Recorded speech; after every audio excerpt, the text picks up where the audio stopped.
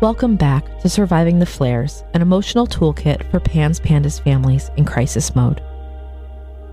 If you're listening to this podcast, chances are you're a parent or a loved one of a child experiencing PANDAS. Please know that you are not alone.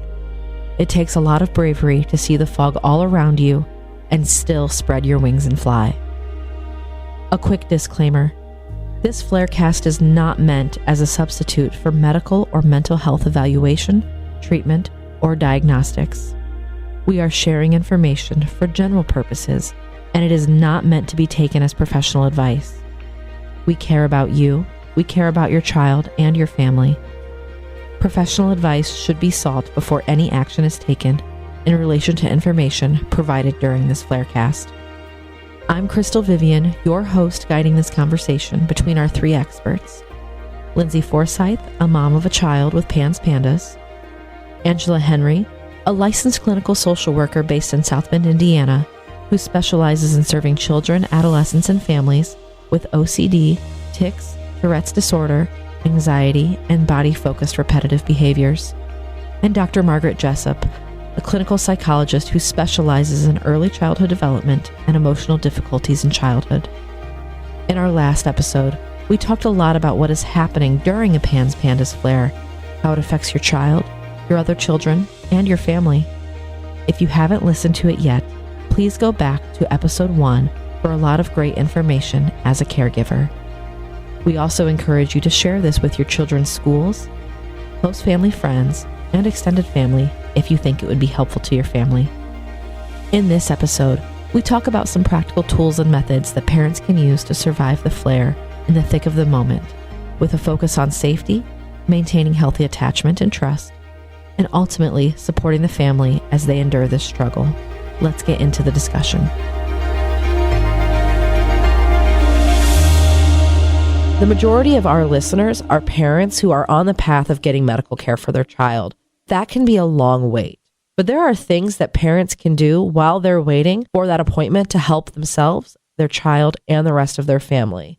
There's a metaphor here, right? Of you have to put your own oxygen mask on first. It seems very critical in this situation. As a parent, you really can't help your child unless you have your oxygen mask on first and that oxygen is flowing, and then you can help your child put on their oxygen mask and get their oxygen flowing.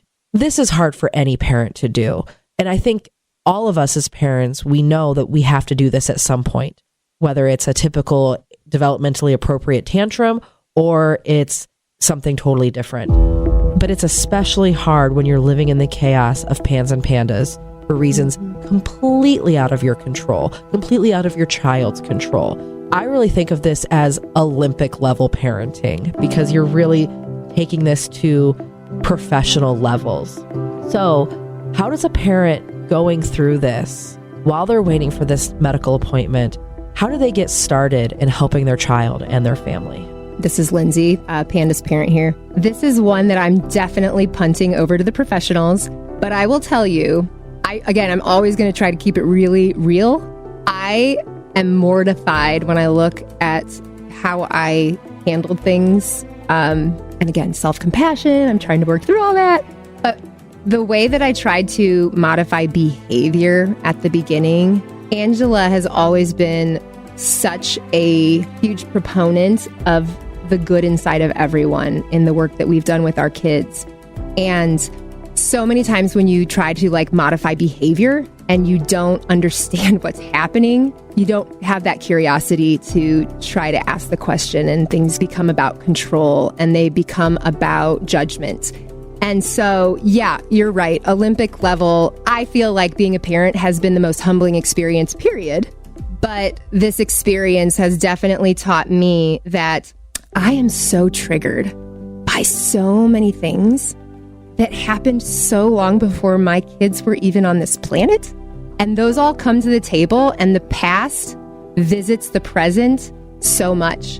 And it wasn't until somebody was able to say to me, oh, hold on here, this is happening inside of you. And the whole name it to tame it thing, it folds out in a completely different light when you have a better understanding of yourself. So I wish I had known that it starts with me. I didn't know that, and I'm still working on actually implementing that. And I think it's important that we realize that like this is a work in progress, and it is not something that you just choose to do and then overnight you're suddenly, oh, I'm fixed. Now let's work on the family dynamic.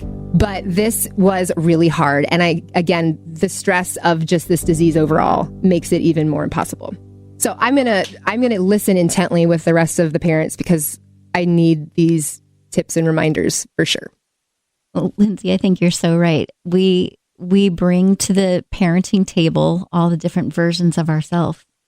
We bring the 5-year-old version who may have been parented well, may have had some challenges. We bring our 21-year-old version, our 32-year-old version, wherever we're at. And all those pieces fold into how we're going to parent and how we're going to perceive what is happening when our kiddo is having a challenge, regardless of it being just straight up behavior or PANDAS, whatever. And one thing that I typically say to the families that I'm working with is if we're not in a place of curiosity, then we're in default in a place of judgment. And so when we're seeing these challenging behaviors coming towards us, one can think this is about you. Our children feels like they hate us sometimes, but really it's a challenge that's happening to your child, and it might be directed towards you, but it is not about you. So, it's so important to keep that oxygen mask on yourself and to have really good self-regulation so that you can see these challenges for what they are and to be able to help your kiddo. Which is really hard, parents. It's really hard. Well, and hopefully I can add a little more understanding as to why it is so hard. So coming back to the neuroscience of the brain, the amygdala, the part of the brain that's connected to our fight or flight response, which is also connected to the basal ganglia, which is now inflamed. The amygdala is shooting cortisol over to the next region of the brain called the hippocampus. Or in the hornet and hippo world, it's the hippo. The hippocampus is where memory consolidation begins, and it's also, I like to call it, where we feel curious and in the moment, that we're taking in information from all of our sensory systems, our eyes, our ears, our skin, our kids cry. And so when we're stressed, when we're anxious, the cortisol interferes with our ability to do all of those things. So curiosity goes out the window. So what I try to help people think about is even just toggle over, am I in curious mode or in reactive mode, which Angela was talking about as judgment mode. We are easy to jump in judgment mode when we are stressed, when we're anxious. That's part of how the brain survives. So it is hard to stay curious based on the neuroscience of our brains. It's not because we are being bad parents. So how do you as a parent in that moment, when you're triggered because your child is having this behavior, having this flare up, how do you in the moment stop and move away from that default of judgment and move into that curiosity mode? Because I that sounds really hard. I know that I'm a Dr. Becky Kennedy fan, so she says a lot of things that I connect with, and I'm not saying this is like necessarily a mantra of mine, but you'll hear me say it many more times. For me, if I can remember that this is something that's happening to my child, if there was a lion racing toward your child, you wouldn't scream at your child and be mad at them that a lion was racing to them, right? You would jump in and protect and comfort. And so like for me, I think that it's just so important to remember that they have no control over this and you are their safe place. And it's in that moment of like, which is really helpful because our child now, he's 13 and he can say, Mom, I have that feeling in my stomach. It's this gut, he calls it his gut feeling. So he can articulate that. But I think when we see behavior as a symptom of something going on inside, again, not just for PANDAS kids, but behavior is a symptom. It's not a wrong thing that's a part of their character that needs to be corrected.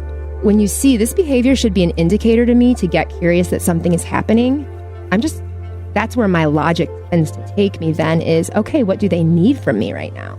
But when you see it as a power struggle or like I know that our generation is doing things a little bit different than maybe our parents did in good or bad ways. That's neither here nor there, except that, you're kind of feeling like sometimes you're in this weird area of like, oh my gosh, am I doing this right? Am I doing it wrong? And I think that as a parent, you have that feeling of, okay, I know what I walk away from, and this feels really lousy to me after I scream at my kid and I feel the need to like go back and apologize. That feels horrible. But what feels right inside of me right now is to be there for them. So it's been an evolution for me. I'll throw the science over to you guys. And just to piggyback before we do science, I love Becky Kennedy too. And Ross Green is another person that I really gain a lot of insight from. And something that I use in the office a lot is his concept of people. He says kids, but I just change it to people because I think it's for humanity, People do well when they can, assuming that in that moment that they have the skills and tools to do well in the first place. And that's kind of one of those just prophetic, kind of very insightful thoughts. Mm-hmm. If this kid had the ability to do well in this moment, they would be, because doing well is preferable to being frustrated, angry, irritated, whatever it might be. And Dr. Becky Kennedy says, you're a good kid having a hard time. And that might be a mantra that people use is, this is a good kid and something really horrible is happening to this child. Let me be there for you. And then it reframes how you proceed. And same is true for the parents, right? If they're having a moment, if any of us are having a moment, losing my marbles is how I refer to it, that we have to hit the pause button. We just have to say, I need to step back.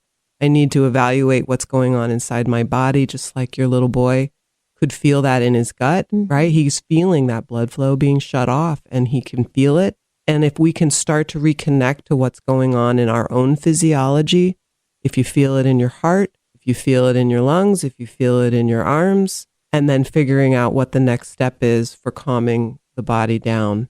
The quick frick memory code I use is the mindful MEDS, MEDS, which stands for movement, exhale, drinking water, and squatting down. They all tie back into the way in which the fight or flight response triggers change, and how when we're ready, after we've paused, after we've stepped back, after we've figured out, that everyone's alive and well, that we have to figure out the way to get to the calm inside our body.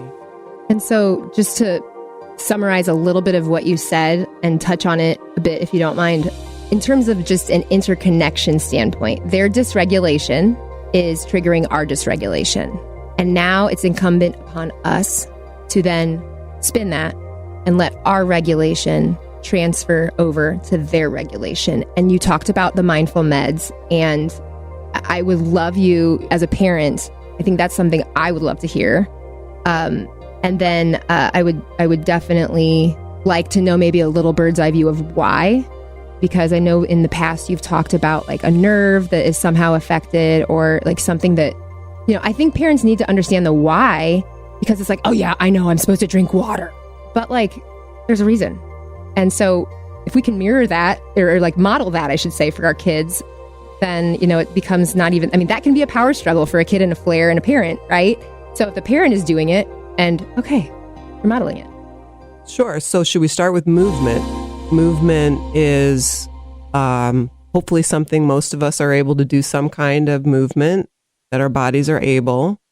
Moving the right and the left side of the body has an impact on the right and the left side of the brain. And when we are in a big emotional wave, the right side of the brain is more active. They're both active, but it's the dominant side at the moment. And the left side of the brain is the thinking part, it's the rational part, it's the problem-solving part. And the parents are trying to talk to their child on the left side when it's the right side that is leading the way. So if we can start movement of any kind, doesn't matter what it is, you could just take your child and walk outside or walk somewhere safe or get on a trampoline or punching bag. Anything that engages the right and the left side is going to allow the two sides to come together. So is that why sometimes people will say, is that the science behind why people will say meet emotion with emotion and logic with logic?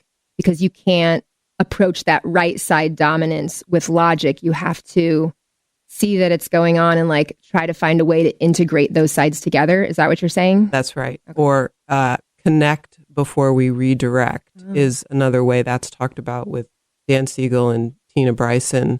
What they're talking about is that we have to have that empathy and connection towards the person to meet the emotional side.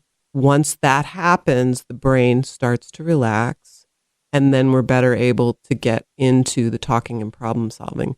Movement can help accelerate that process. Awesome. E stands for exhale. Our breath system is really powerful. It's one of the ways we can integrate the mind and the body back together. So if we can help ourselves take in a big deep breath and allow that exhale to be longer than the inhale, we are lowering our heart rate, which is part of the normal response of fight or flight. So you've probably heard this before, just breathe, change your breathing. However, the fight or flight response also usually causes the shoulders to roll forward to protect the heart and the lungs. So if you could at least stop and roll your shoulders back first, you'll find the expansion in the chest. You'll actually find that breath is a lot more effective in calming the physiology. So first roll the shoulders back, and then you allow big, deep breath, exhale longer than the inhale. Physiology rules the day, and the body will start to come back to rest faster. D is drink water. Drinking water is a subtle signal to the body that you are in a safe place. Animals in the wild, they're out running around. There's danger. They are not going to stop to drink the water. You're giving a neutral fluid back to the body. The body responds to that usually with, okay, I'm going back into rest and digest mode, which is the other side of fight or flight. We want to get, you don't rest and digest when the gut is shut down and the blood flows in the arms and the legs. So water is a neutral way to help the body know that we are safe. And what about S? S is the squat spot. Or if you're not super flexible, it's okay. You don't have to come down into a squat. But a position where the chest comes towards the legs, sitting in a chair or coming into a squat spot, puts pressure on the vagus nerve in the heart and will allow the heart rate to also come back down. So I have kids build a squat spot in their room, or parents have a squat spot they go to. Kids can come and find them there. And all I will say is it's super effective. So when you get up from your squat spot, do it mindfully so that you don't get a little lightheaded. It's super, super effective. It's just how our bodies work. So it's like a little secret weapon for when everything is just feeling way too out of control. If you can go get to your squat spot, maybe your child will come join you there. Yeah. Dr. Jessup, you and I probably both know that all these tools are great, and sometimes even the best tools, we can lead them to water, we can give them the gift, but they can unwrap it and be like, I don't want this underwear, right? So some of the things that we do when kids don't want to use some of the tools that are available to them is to model them as parents, right? And then another piece that's really important is, like you said, to have them choose the squat spot. Maybe they help create some of these strategies and how they're going to look. And that creates more buy-in with the kids to be able to want to use some of the tools. I also think, you said something like creating your own strategies. And as Crystal was asking about how does a parent do whatever needs to be done to start to diffuse the situation, I think that one of the things that has been really helpful for my husband and I is when I'm very clear with him that I'm in a little bit of crisis mode myself. So it might be like a word that you set up with your spouse, or a word that your spouse says to you in a moment where you don't want to necessarily be undermined. Like if they tell you to relax, like I'm like, fireworks. But when he's like, you need a moment, don't you? I'm like, yeah, I do. And then it doesn't become this, because you're already, again, you're in fight or flight. So that just reminded me, like, it's okay to have your teammate if you have that, tag team. And I have a lot of people that I work with that they are single parents. I mean, I know that this is extra level of difficulty because you don't have that person to tag you out. So that's why it's these little, like, almost thoughtless, like, you don't have to be like, oh my God, my brain is already in just hyper mode. No, I can take a drink of water. That doesn't require any thought. I can squat down. Like, these are actual physical ways to put the body in charge a little bit more. So yeah, like having a secret word or just, having a place that you can go as a parent is so great. Because again, you're not having to be like, okay, what did I learn from Angela and Dr. Jessup? Like, no, it's just like, go get a drink of water, go take a walk, come back to this at a different time. It's okay. I just think that's really helpful when you talked about like letting people have some control, like letting the kids have control. Also, giving your spouse some control over how you want to see it. Many times I'll say to my husband, I just need you to like listen to me and then say, Lindsay, this will be okay. Even if you don't know it's going to be okay, I need to hear it's going to be okay. So just being really honest with what you need from each other as the parents in the house that will be the ones in charge of regulation. Yeah. And in terms of, I think we need to decide how we're going to work with these challenging behaviors. Like if it's PANS and PANDAS, we might look at it one way. If it's just straight up refusal or something, it might look a different way if the brain's not inflamed. But oftentimes parents feel like they need to teach or do something with the behaviors that they're seeing right at the moment. And I think it's important for parents to kind of maybe have already thought through or given themselves compassion or just an okay that not every behavior has to have a teaching moment in the moment. Oftentimes, we have to look at what's happening and decide the readiness of the child to be able to take in the learning of something that might need to be taught. And just to give a parent self-permission to maybe teach that at a different moment. Is their brain ready? Is their, parasympathetic nervous system ready to be able to take on the learning? So I guess I just want parents to be able to hear also that it's okay to not teach or, if discipline is really about, in my worldview, it's about discipling and teaching them the way that they should go. So if that's true, not every teaching moment needs a consequence either. Mm-hmm. If the goal is to teach them how to move through a big feeling, if it's how to not throw a toy, we have to go back to curiosity and understanding what's the challenge that's running the show here and how can I best help them learn the tool or skill that they're lacking in that moment. I think you hit on a great point in terms of like one of my weak spots. And I'm wondering if maybe other parents feel the same way, but I'm a pretty pragmatic person. So I like to have all my ducks in a row. And that was already out the window when my first child was born. Like there's no such thing as a parent having ducks in a row. I understand that, but I really try. And I think sometimes when parents feel that order is being challenged, it sends them into orbit to then push harder for the order to come back. And from a pragmatic point of view, as your child is doing the things they're doing, again, PANDAS or not, you're thinking of the chain effect. And what if I let them off the hook this time? What precedent am I setting? And sometimes they just need a hug. Like I have a kid who he has PANDAS. I have two with PANDAS. One is doing very, very well because we caught it so soon because we knew what to look for. But he usually has to have an explosion of some sort come out sideways in him for him to tell me what's actually bothering him. And now that I know that, I don't layer on this extra level of shame for him about shaming him about the thing that he did that was like the last straw. I now can say, it looks like you're having a really tough time. Why don't we regroup in 5 minutes and let me know what's bothering you so I can help you? And it's like it's a total shift in the way that they are. So coming from the parent first, not trying to mold and shape every issue as it arises and maybe leading with a little compassion it's a better lesson overall.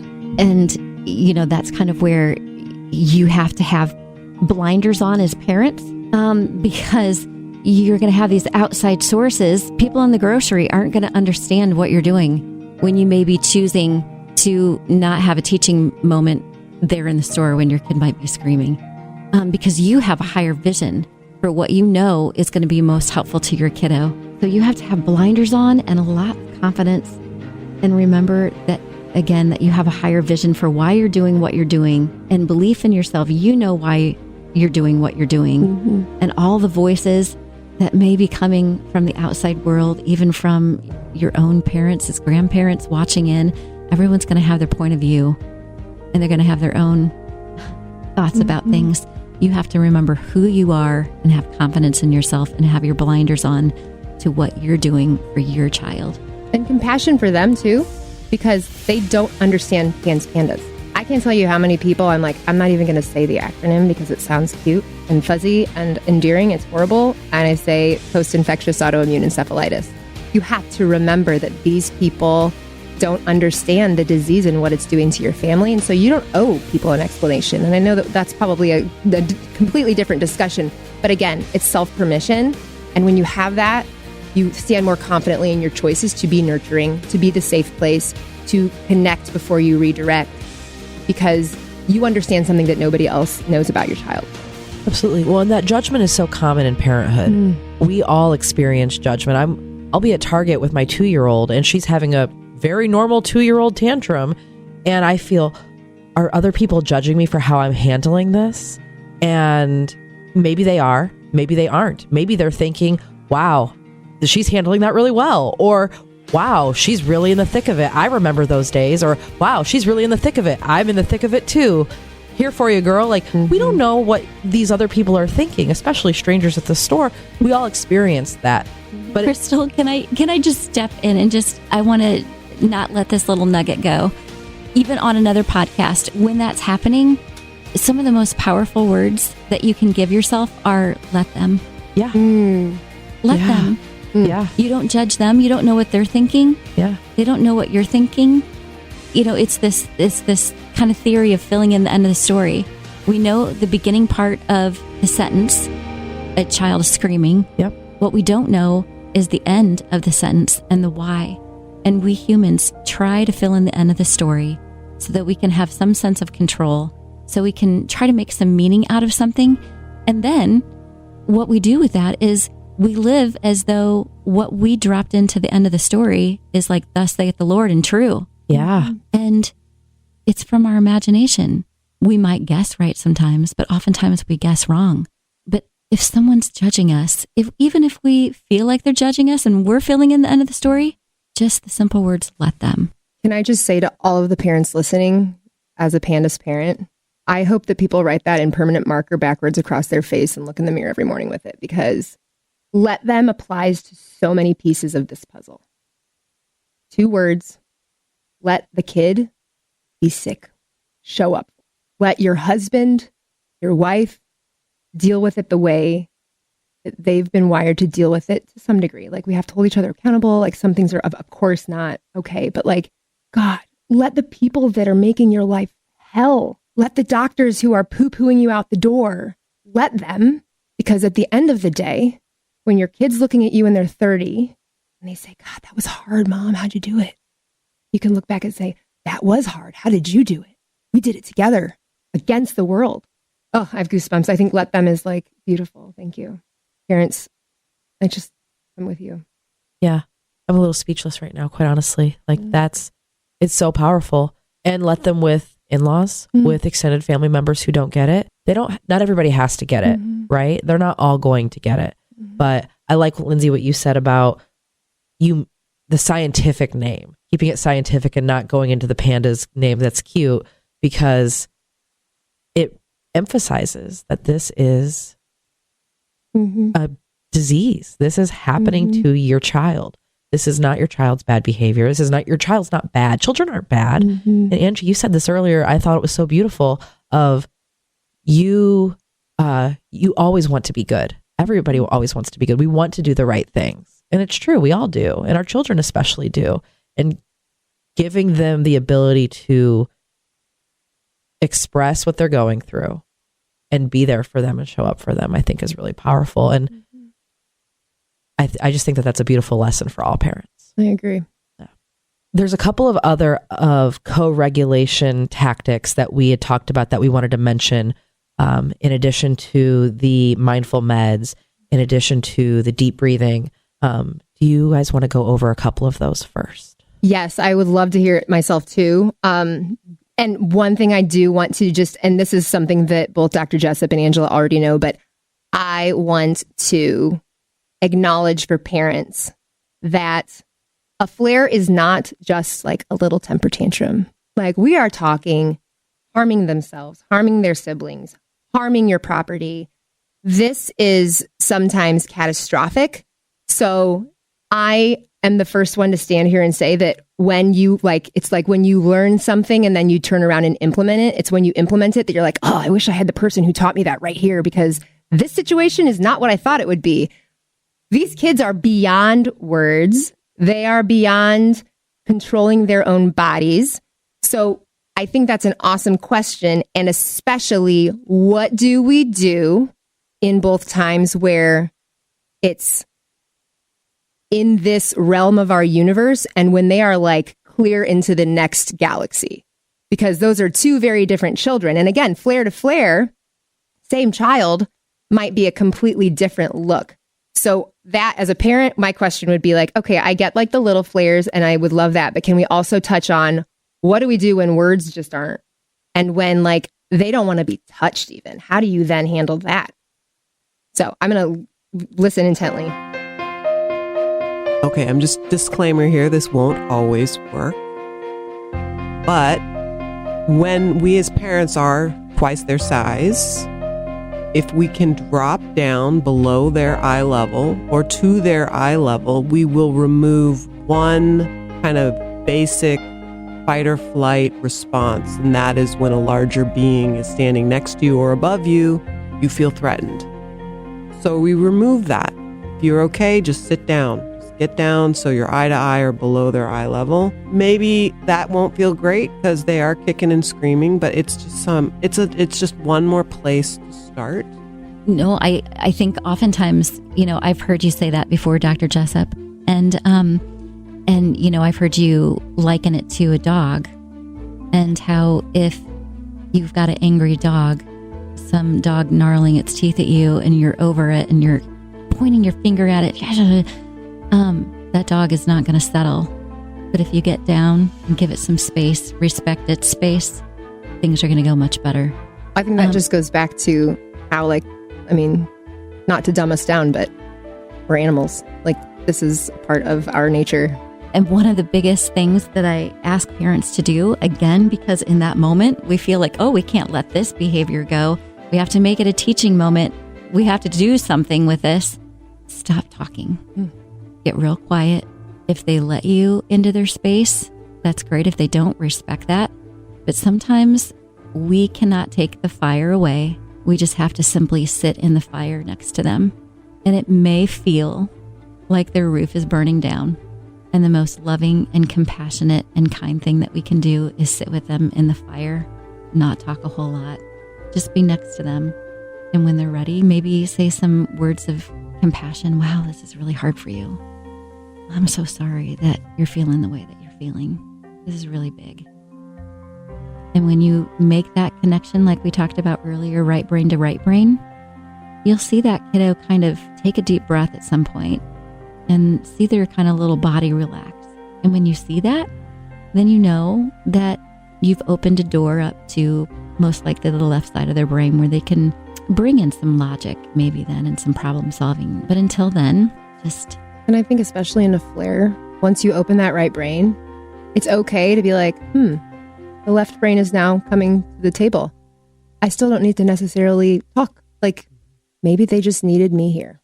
And coming back to some of that empathy that Angie was just talking about, we might even be able to offer something like, this must be really hard that there were times when I was better able to help you with this, but right now that doesn't seem to be happening. And that must be really scary for you. And so they sense that you know that what they're going through doesn't make sense. And that kind of connection can make a world of difference. I think that bears repeating, that you can say to them, I know that it's scary. I've always been able to make it go away. I'm really big on being honest with my kids. And sometimes I felt like, I don't know. I mean, some of these parents, right? Like our kids are in a chronic state. They're 16 years old. Their immune system is matured and they're still kind of stuck in this way. It's okay not to know as a parent. And so our kids, I think oftentimes that's a good substitute for I have the answer is I don't always have the answer, but you always have me here next to you. That right there. And this is true of the siblings. This is a really tough thing that's happening to you, sibling. I'm so proud of the fact that you show up every day for all of us. We're a team, a million ways to do it, but it's the acknowledgement I'm here and we're going to figure this out side by side. I'm not across the table from you. I'm sitting right next to you and let's climb the mountain together. And then let's look over the valley when we get that first peak and that first victory and let's jump and celebrate and have a wonderful time. And then we'll be ready for the next peak and valley and we'll face it. But all along, we're together and you're not alone. Ugh, you guys. As much as we as parents need to hear that, our children need to hear that too. Mm-hmm. Right. We started the podcast talking about how we're not alone. Mm-hmm. And our listeners are not alone. Our children are not alone either. And I think that's really critical here. A couple other basic strategies just to shift the child's ability to hear what you're saying is to keep a smile. Sometimes I use the term own your tone, which basically means there are these subtle tones in our voice that we project emotion through. You've all heard your kids say, I know you're mad at me right now. And it's these subtle tones in our voice they pick up on. So if you own your tone, it's going to give you awareness to be mindful of how you are saying the things that you choose to say, even when waiting for the child to come back down to the point where you can connect with them. That's a great point. I think that, and it reminds me what you're saying here. Angela had sent me something just a few days ago. And it was a podcast that somebody had done. It's from At Peace Parents. And it was actually a podcast that she really directs it toward parents of neurodivergent kids, but also specifically her child has pathological demand avoidance. And I really, frankly, that's not something I know much about. But a lot of the tips and tricks that she shared, she basically says some of the stuff that you just said.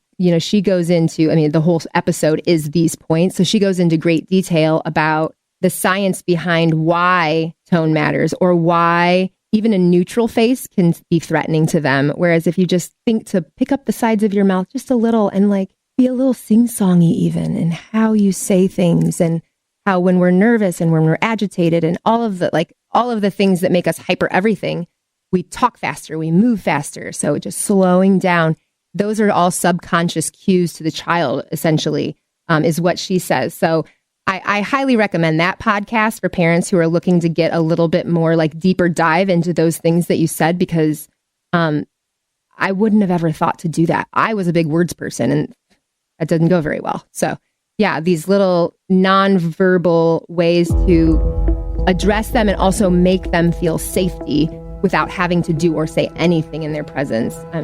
You don't even have to touch them, to just be there and have a smile and just share that space, but doing these things while you do that. Another piece of parenting advice that someone gave me when I was pregnant that I wanted to ask our doctors about is if they're having a hard time, put them in the bath or take them outside. And wow, does that work? Why does that work? And is that something that you recommend in this situation too? Definitely taking them outside. I stand by anything that has to do with nature. One of the reasons that seems to work, again, if you like being outside, if you don't like being outside, it might not work. But, when we're indoors, we're big in a small space.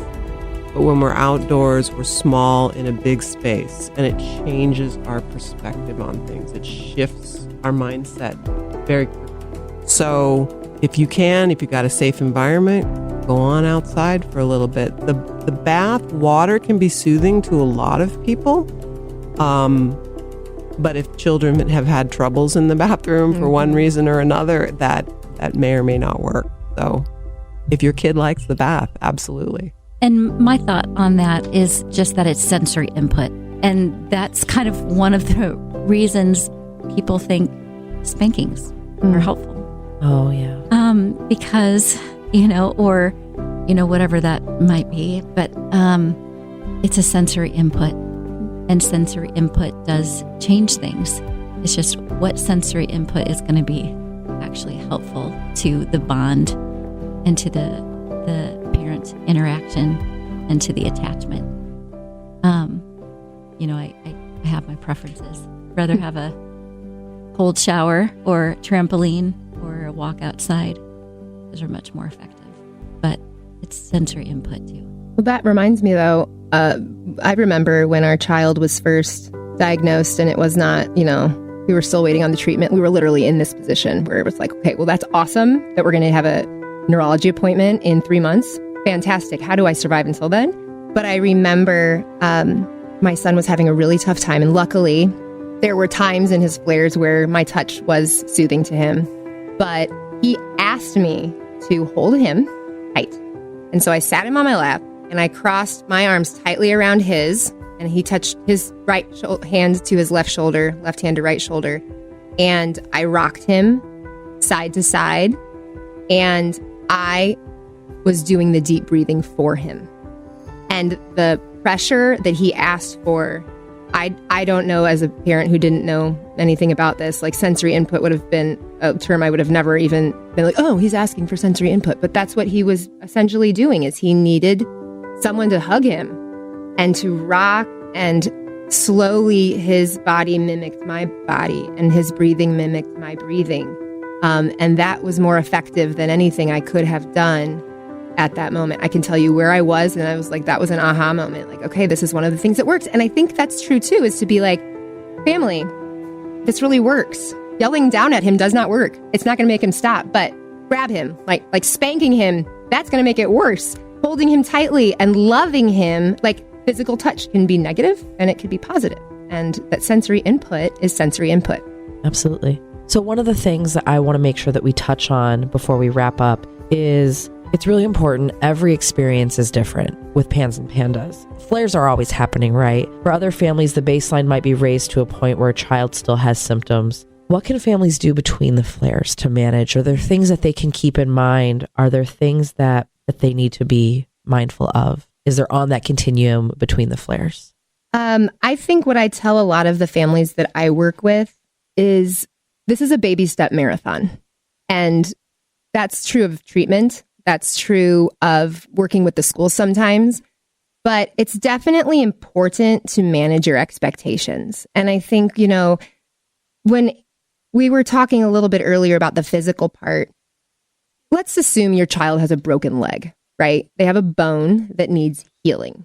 And you go in on day one, they say, yeah, it's a break. We're going to have to put it in a cast. No surgery. We're just going to have to put it in a cast. And 3 weeks later, bone is healed. That didn't happen spontaneously overnight, right? This is a process where the body sends inflammation. Inflammation fixes the thing. The body does what it's supposed to do over time, and then you get better. Even in that scenario, you're not going to get the cast off on day 21. You're not saying as a parent, cast is off. Let's go run 6 miles, kids. This will be great. Because you know that it takes some time, maybe some rehab. It's not something that you can jump back into. I think when you manage your expectations and realize, again, this is maybe going to be a 2 steps forward, 1 step back thing, you kind of get to be okay in letting your child lead the way. Letting your child say, yeah, I am definitely feeling better. And I know that with young kids, this is not always possible. And even if with young kids, I think it's like you have to stop thinking in black and white. I thought in black and white a lot before all of this. And now I feel like I've learned that there are thousands of shades of gray, not just one. So not seeing it as all or nothing, and to see it as a continuum throughout the cycle not only while in flare, but like that gray area between flares, or like a bone that may have healed but is still not as strong as all the other bones. It's going to be more gradual for some than with others, and setbacks are to be expected, but you're dealing with actual illness. And again, because you can't see it, it's a lot harder for us to wrap our minds around. And as a parent, I mean, I remember I was telling Crystal recently, I had an ear infection 5 years ago, and I remembered how annoying and painful an ear infection was. And it gave me empathy for the fact that when our kids get ear infections, it's really painful. Like, get them to the doctor immediately. So sometimes when you have that understanding and that expectation that you're dealing with an illness and you're dealing with a physical issue, you can kind of put yourself in their shoes a little bit easier.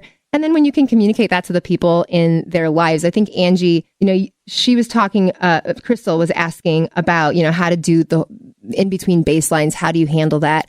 And I think sometimes in between baselines is a really great opportunity for the parent who can finally be like, okay, I've thrown the life raft. We've gotten through that little flare. Things are not perfect. They won't be perfect for a while. This may be years and years.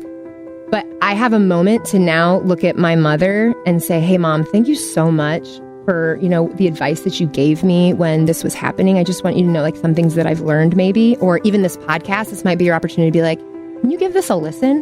Because sometimes just like the kids need a little bit of time to digest and come down before you can have a teaching moment with them.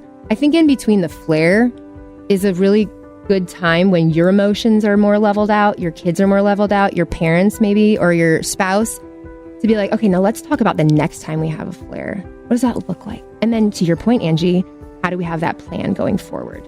Will we be a united front as parents that say, this is our island, this is where our children are, I decide when and who I lower the bridge over the moat for? These are really good times to acknowledge that it's not over and there's healing, and you need to be respectful and advocate as not only the parent, but maybe teach your child to advocate for themselves if they're of age to do so. This is how things need to be handled for me. I really don't do well with loud noises anymore, and it's okay. But now I know.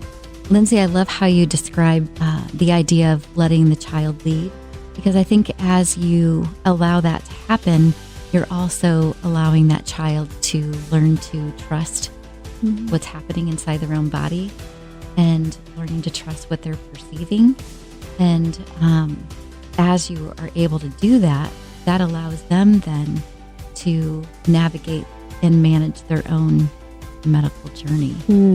I think that's important. Like, trust what your body is telling you to some degree. Yeah, I didn't even think about that, but your intuition or that gut, or you're right to notice that about yourself, so that when people then tell you, oh, no, they're gaslighting you, right? Like, you don't, you're mad about that?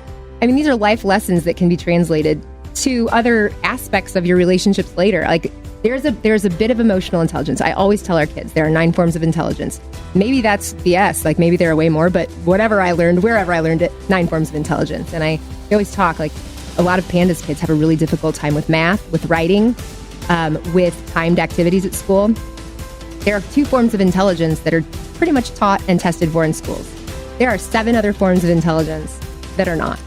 And emotional and social and spiritual and spatial, all those intelligences can be improved through the lessons being learned here. So, I think that you brought up a great point about just like, let them know that it's okay to advocate because you feel something in your body that's not right, and give them that agency to be able to speak for themselves, and to know that you're there to support them. And again, I know that this is especially easier in older kids. Lindsay, you were talking about there's 9 forms of intelligence here. And I think that that's very fitting, because I think that we're all a lot more intelligent now, having heard this conversation and having heard all of the things that all 3 of you have shared today. And I know that I'm going to be better as a parent going forward because of it. And I hope that our listeners are able to take away some of the resources here today and are able to take on those things and help them and help their families. We will have a lot more resources in our show notes. We'll have notes about Margaret's workshops and her Hornets and Hippos workbook, as well as Angie's webinars and other resources. So please check our show notes if you are looking for more resources, including the podcast that Lindsay mentioned. There's a whole network here, right? And just one thing I want to end on is to note that there are silver linings here. You're flying through the fog, but the fog always lifts. You just have to get through it. And it's hard. The fog can be really thick sometimes, but you just have to get through it. And there's a lot of hope. We're making lemonade out of the lemons here. And the beautiful thing is that we have a community. And this podcast is just one part of that community. And we're all flying through the fog together to help each other fly. So I want to thank all of you. Does anybody have any final thoughts that they want to share with parents before we wrap up today? You know, this fog imagery is so close to my heart. I grew up in the San Francisco Bay Area, which is full of fog. And I can remember first moving to this area here in the South Bend area and taking my kids to school one day, and the school was closed because of fog. And I said, I can't imagine a world that closes for fog. The San Francisco Bay Area would be closed all the time. So it just feels important that we don't close our lives because of the fog. We keep moving forward. And I'm just hopeful that there are a couple tidbits in here that make this journey for all of you just a little bit easier.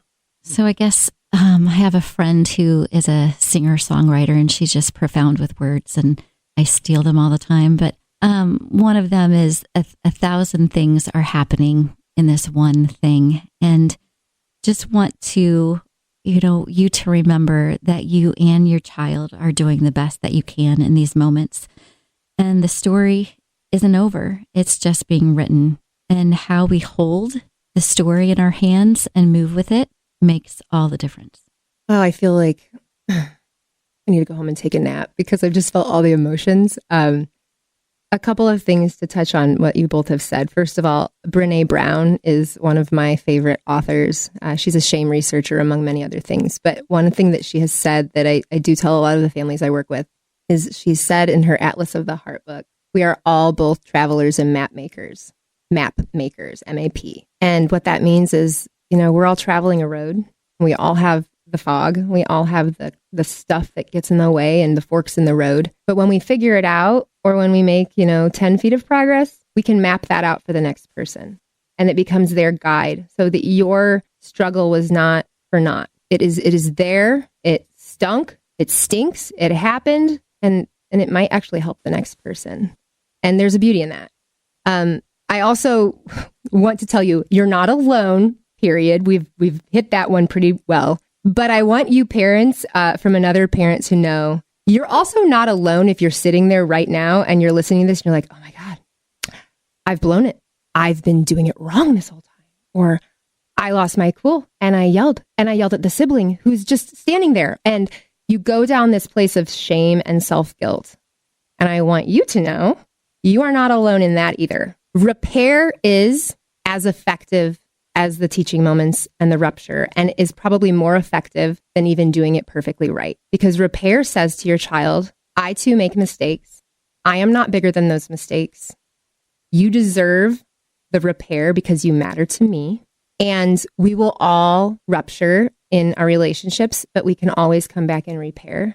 If you are like, what do I do now? I will tell you this may not be right. This may not work for your family, but there was a point in time when I finally had a name behind this thing that I found out was happening to my child. And I said, buddy, I didn't know what I didn't know. And I thought I was doing everything right. And I didn't do it all right. I'm really sorry for the way that must have made you feel. And I'm learning too. And if you can forgive me and help me learn, I'm all in. And let's do this together. And we came up with a song that was going to be our PANDAS anthem. And I was telling Crystal about it earlier, but it's Andy Grammer. Now the name escapes me, but it's I'm Not Giving Up. But one of the lyrics was, I'll reach my hand out in the dark and wait for yours to interlock. I'll wait for you. This is dark. You can't see 2 inches ahead of your face sometimes. It's dark for them too.